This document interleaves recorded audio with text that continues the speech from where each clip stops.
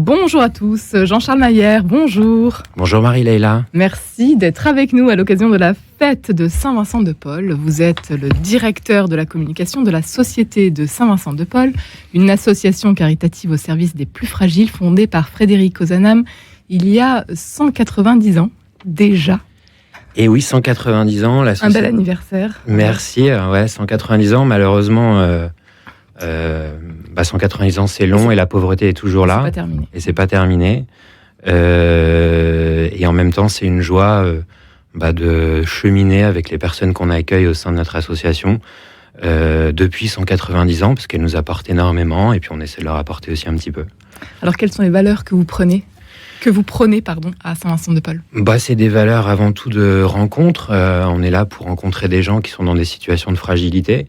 On est là pour les accompagner, on est là pour réaliser des actions de solidarité avec elles. Donc, on fait des maraudes, ce sont des tournées de rue pour s'occuper des personnes SDF, des personnes qui vivent dans la rue. On fait aussi énormément de visites à domicile. C'est vraiment l'origine d'ailleurs de l'action de la Société de Saint-Vincent-de-Paul.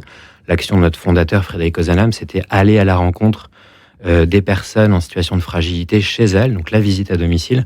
Et aujourd'hui, la visite à domicile, on voit bien que c'est une action qui est essentielle auprès des étudiants qui sont en situation de fragilité. On en voit de plus en plus, mais aussi des personnes âgées qui souffrent de solitude. Il faut savoir que aujourd'hui, la solitude, c'est le mal du siècle. On meurt plus de faim, en tout cas en France, mais par contre, on crève de solitude et c'est vraiment quelque chose de compliqué. C'est un engagement très fort au sein de la Société de Saint-Vincent-de-Paul. Être présent, tout simplement, c'est le slogan que vous appliquez donc depuis 190 ans maintenant. Exactement. Et je crois que vraiment, ce slogan nous ressemble parfaitement. On n'est pas des urgentistes, on n'est pas les restos du cœur, pour ne pas les citer. On est vraiment ancré dans le territoire localement, auprès des personnes fragiles, et on les accompagne, on est présent tout simplement, on les écoute, on les accueille, et puis parfois on les aide aussi à manger, mais avant tout on les accueille, on les accompagne. C'est une présence grâce à environ 17 000 bénévoles partout en France. Exactement, 17 000 bénévoles, il y a environ 900 équipes de bénévoles qu'on appelle des conférences. On a notre petit jargon qui date du 19e siècle, à la Société de Saint-Vincent-de-Paul.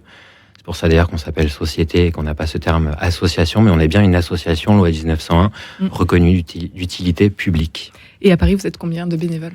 Environ 1000 bénévoles à Paris. Et vous lancez votre campagne de recrutement, ça se passe toujours en septembre, à l'occasion de cette fête justement de Saint-Vincent-de-Paul? Exactement, on lance une grande campagne de recrutement. Si vous êtes intéressé pour nous rejoindre, parce que malheureusement la pauvreté... et ne cesse de grandir en France et dans le monde. Et donc, si vous avez envie de devenir bénévole, on cherche vraiment des bénévoles partout en France, à la fois dans les petits villages de France, mais aussi à Paris, où il y a un besoin énorme. Et vous pouvez aller sur bénévole.ssvp.fr pour proposer votre demande de recrutement. Des qualités à avoir pour être bénévole, comment ça se passe? Comment est-ce que vous recrutez ensuite? Alors non, pas de qualité particulière. Déjà, l'envie d'aider, je pense que c'est déjà beaucoup. Et après, effectivement, après c'est du cas par cas, mais si on a des gens qui ont cette fibre de communicant, ça peut nous servir. Si on a des comptables, ça peut nous servir. Et ça, on n'en parle pas beaucoup, mais les associations ont besoin d'expertise, ont besoin d'experts. Et nous, on cherche effectivement aussi ça. Mais avant tout, on cherche... des bonnes volontés pour faire des maraudes de la visite à domicile. 1 heure, 2 heures par semaine? 1 heure par mois même, ça dépend de chacun, ça dépend de vos disponibilités, mais ce qui est sûr, c'est qu'on a des vrais besoins tout le temps, partout, et que même 30 minutes, c'est beaucoup déjà. Vous êtes présent tout simplement aux côtés des personnes fragiles, démunies, qu'elles soient chrétiennes ou non, et les bénévoles peuvent être chrétiens ou non aussi. Ah, exactement. C'est ouvert à tous. C'est ouvert à tous. Évidemment, l'association est très ouverte. Alors effectivement. C'est le Saint-Vincent-de-Paul, on se dit que peut-être. Alors non, mais évidemment, c'est ouvert à tous. Après, oui, les équipes prient avant d'aller de faire une action. C'est important. C'est important aussi de faire une relecture de leurs actions, que ce soit spirituellement ou simplement en parlant avec les équipes de bénévoles. La spiritualité est vraiment importante au sein de notre action, et si les gens sont vraiment anti-spiritualité, vaut mieux aller dans une association, dans une autre association. Mais cet aspect spirituel est aussi important que l'action qu'on porte à la SSVP. Mais évidemment, on accueille tout le monde. Nous avons des gens de toute religion, des gens athées au sein de nos équipes. Aujourd'hui, vous l'avez rappelé, Jean-Charles Mayer, cette charité inspirée par son fondateur, le bienheureux Frédéric Ozanam, vous inspire dans vos missions au quotidien.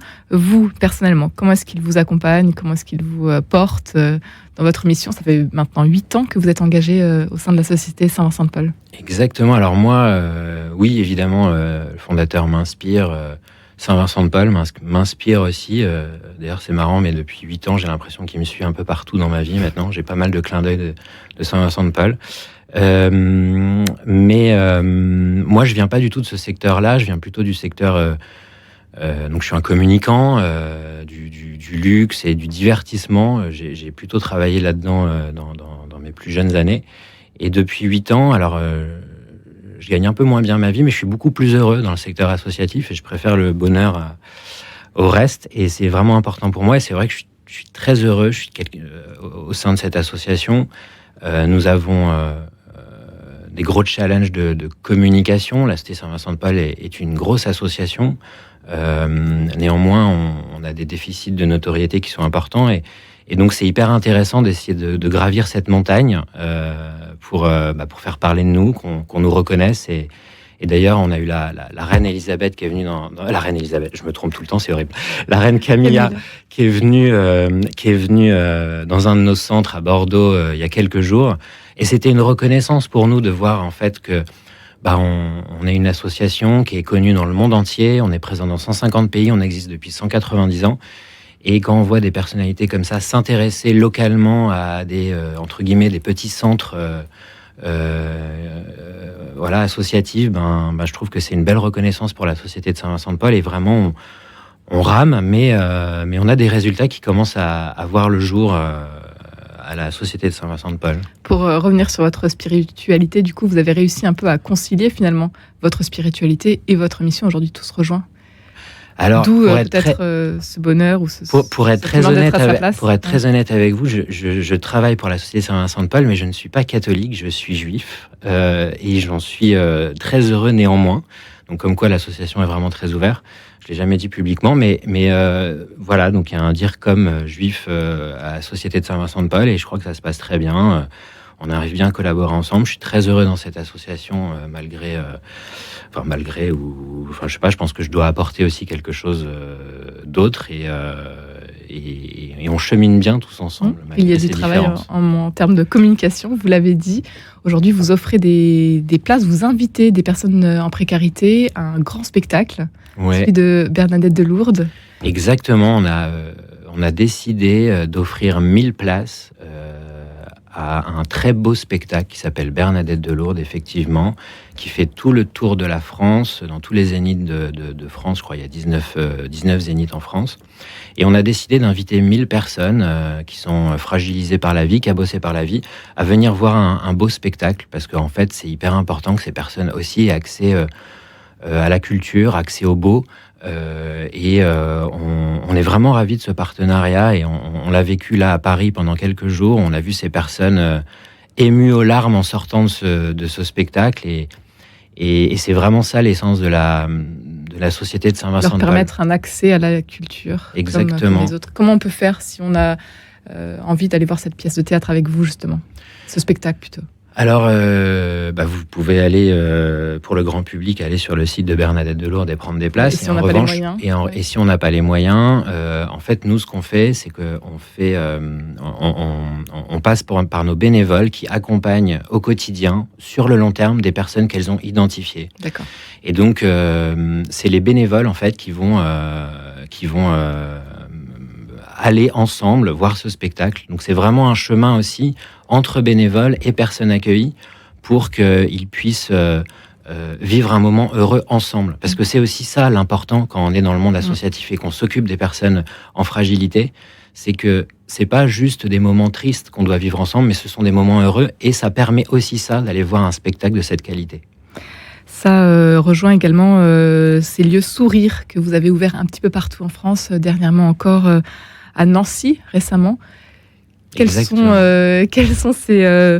que c'est un lieu sourire? Qu'est-ce que ça? Un lieu sourire est né en fait d'un constat qui fait que dans les associations, avec la pauvreté qui grandit, parfois on peut s'éloigner de nos fondements et être dans le distributif. Voilà. Nourrir les corps et pas les âmes. Et nous, en fait, avant tout, il nous faut nourrir les âmes. C'est vraiment l'essence de la Société de Saint-Vincent-de-Paul. Et donc, le lieu sourire, c'est ça. C'est un lieu de rencontre tout simple. Par exemple, un café sourire, où on va boire un café avec des bénévoles, avec des personnes en situation de fragilité, et on va pouvoir discuter ensemble, s'apporter mutuellement des choses, et ça s'arrête là. C'est tout simple. Être présent, tout simplement.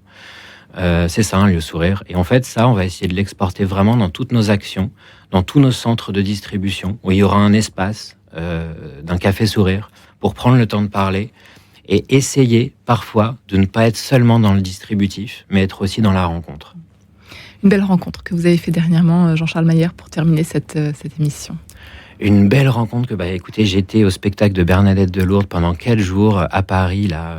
Ça s'est terminé dimanche, et j'ai vu encore une fois ces personnes SDF, ces personnes qui n'avaient jamais vu de spectacle de cette qualité-là, vous savez, ces femmes de ménage qui se lèvent à 4 heures du matin pour aller laver les bureaux dans Paris, et qui n'ont pas le temps d'aller voir des spectacles, et ben là elles sont venues parfois avec leurs enfants s'offrir un moment privilégié avec des bénévoles avec qui ils cheminent tout au long de l'année.